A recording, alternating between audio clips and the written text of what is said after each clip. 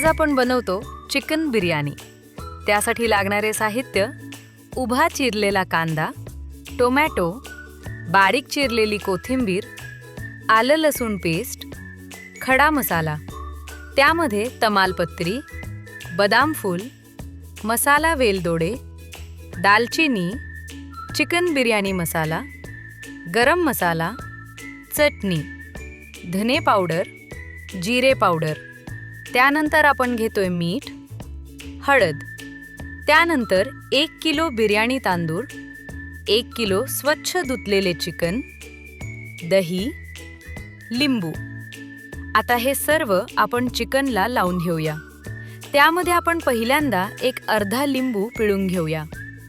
त्यानंतर 2 चमचे दही, 1 चमचा चिकन बिर्याणी मसाला, 1 चमचा गरम मसाला, थोडीशी हळद।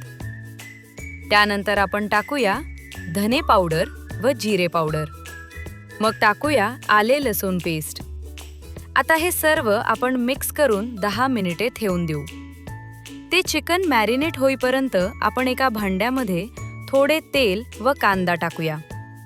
त्यानंतर आपण खडा मसाला टाकून घेऊ। नंतर टोमॅटो टाकून घेऊ। आता कांदा व टोमॅटो छान असा लालसर भाजून घेऊया।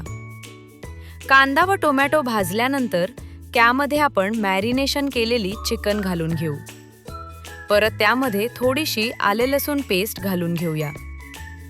ते सर्व छान असे मिक्स करून घेऊ। त्यानंतर चवीनुसार मीठ टाकून हलवून घेऊ। मग आपण झाकण ठेवून त्याला पाणी सुटण्यासाठी ठेवून देऊ। त्याला पाणी सुटल्यानंतर हलवून घेऊन परत आपण त्यामध्ये थोडं गरम पाणी घालू। उकळी आल्यानंतर त्यामध्ये 2 चमचे तिखट टाकून घेऊ। चिकन शिजले का बघून त्यामध्ये 1 किलो बिर्याणी तांदूळ घालून घेऊ।